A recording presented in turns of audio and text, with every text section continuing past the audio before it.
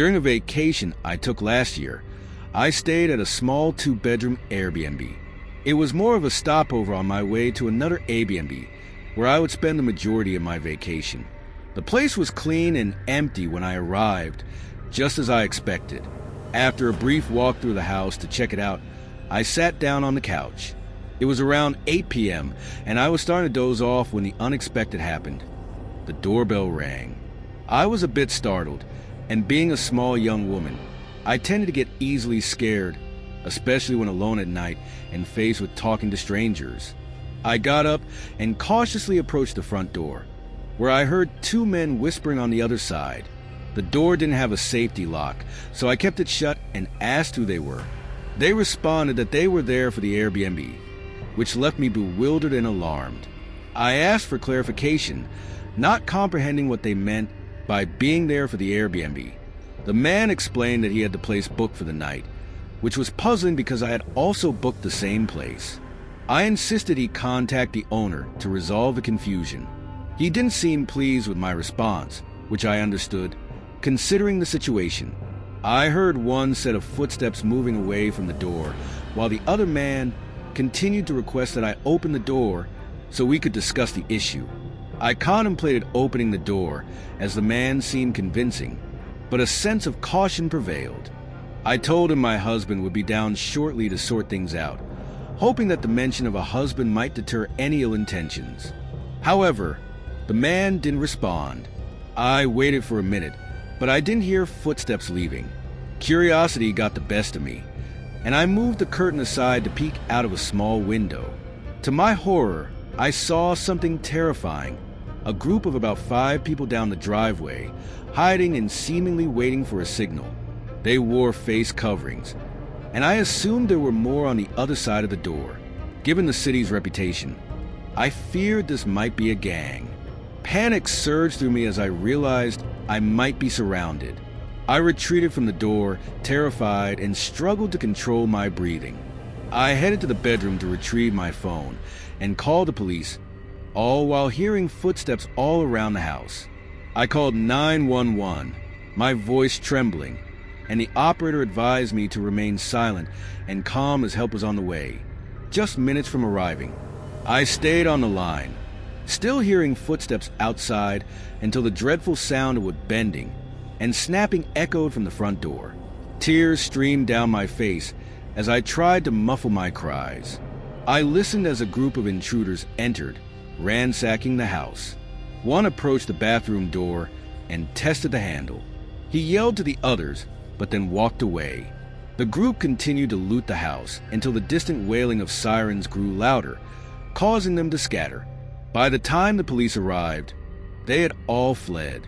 My luggage was gone, and my car had a shattered window and had been looted. An officer stayed with me to gather information, explaining that they had been dealing with large groups or gangs breaking into homes lately. They believed the primary objective was robbery, not harm to the residents, which is why they left me alone in the bathroom. Though their intentions might not have been to hurt me, it was a terrifying experience. It has left me anxious every time I stay at an Airbnb, even though I know it likely had little to do with the Airbnb itself. In the fall of 2019, I embarked on a solo vacation to the beautiful Yukon in Canada.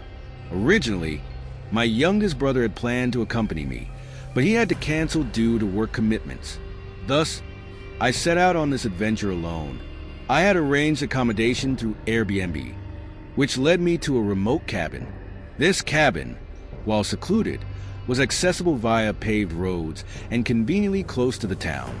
Upon my arrival, darkness had already enveloped the surroundings, hindering my ability to see much outside. However, the interior of the cabin was cozy and inviting. This quaint cabin featured charming decorations in all its rooms. Despite my weariness from the long drive, I left my belongings packed and settled onto the couch to unwind.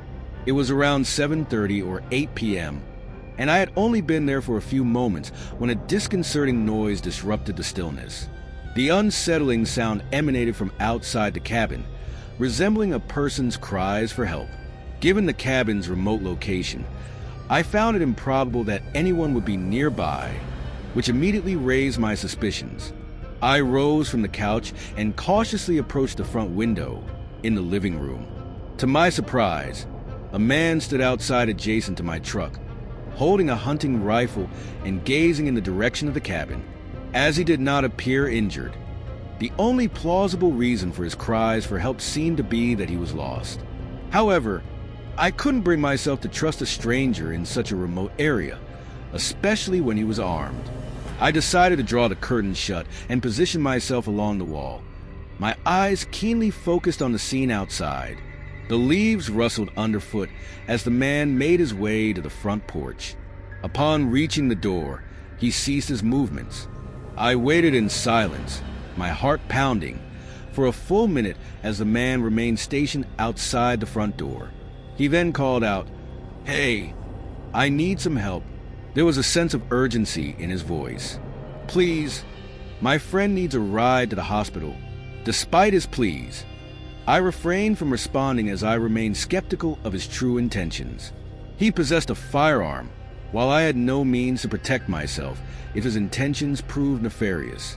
Another minute elapsed with neither of us uttering a word. The man eventually started to leave the porch, retracing his steps toward my truck. I maintained my position, waiting until I was certain he had departed. I peered out of the window, but there was no sign of him anywhere. With a sense of relief, I checked all the doors and windows, verifying that the locks remained secure, except for one exception. A small half window in the kitchen had a missing latch, leaving behind screw holes and indications of its removal. It struck me as peculiar and raised questions about why someone would take the trouble to remove a latch from a window. Unease continued to gnaw at me as I contemplated the events that had unfolded. I decided to take matters into my own hands. Notwithstanding the Airbnb regulations, I retrieved my toolkit from my truck bed and, without hesitation, affixed 2 long screws through the window siding and into the frame, rendering it permanently unopenable. As the night wore on, I lay on the couch for over an hour, attempting to divert my thoughts with downloaded videos on my phone. Subsequently, I moved my suitcase to the bedroom and readied myself for bed.